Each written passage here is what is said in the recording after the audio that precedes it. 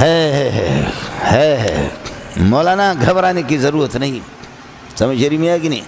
مجھے یاد ہے کہ ہمارے نام کے کچھ دیوبندی شیخ القرآن مولانا غلام اللہ کو خدا کی قسم اپنی مسجدوں میں نہیں چھوڑتے تھے۔ ہمارے دیوبندی سیاسی مولوی کچھ مولانا غلام اللہ کو بھی مجھے یاد ہے، ہمیں بھی تو 60 سال ہمیں بھی پورا ہو گئے، سمجھے، اس کو نہیں چھوڑتے تھے اپنے مسجدوں میں۔ اب غلام اللہ چھا گیا ہے۔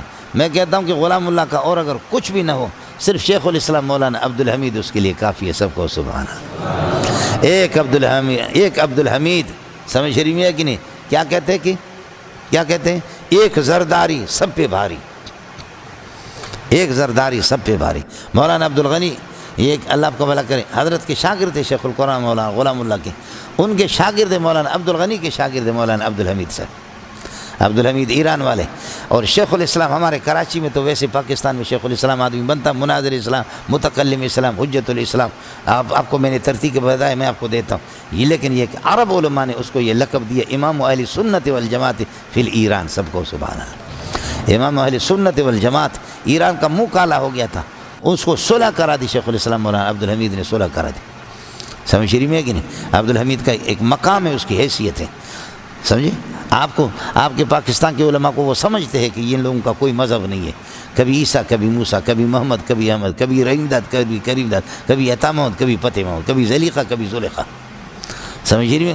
یہ لوگ بدلنے والے ہیں، موسم کے ساتھ بدلتے رہتے ہیں، جیسے گرگٹ بدلتا رہتا ہے، ہر پہاڑ کا گرگٹ کا رنگ الگ ہوتا ہے پاکستانی، ماشاءاللہ، سمجھ رہی میں کہ نہیں؟ اسی طرح بدلتے رہتے ہیں، لیکن وہاں بدلا نہیں ہے، ایک ہی جگہ پر جمع ہوئی ہے الحمدللہ، سمجھے؟ آپ کچھ بھی کہہ دیں لیکن اس کے اندر یہ۔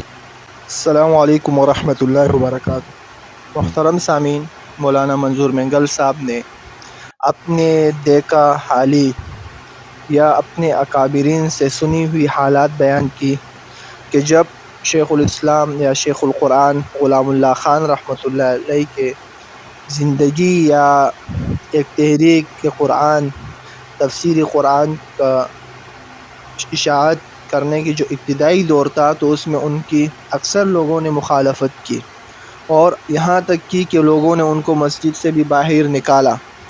لیکن بات یہ ہے کہ یہ باہر نکالنا کیا دین اور قرآن کی اشاعت اور تفسیر کی مخالفت تھی یا نہیں؟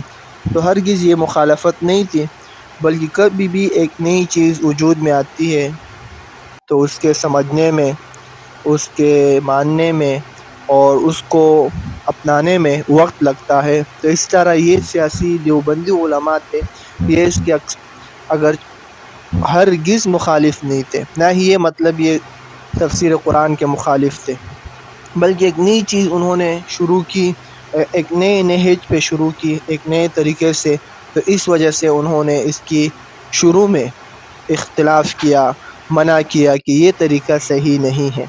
لیکن بعد میں جب آہستہ آہستہ اس کے ساتھ مانوسیت اور شغف بڑھتا رہا، محبت بڑھتی گئی، تو انہوں نے ان کی جو مخالفت شروع میں تھی ویسے باقی نہیں رہی۔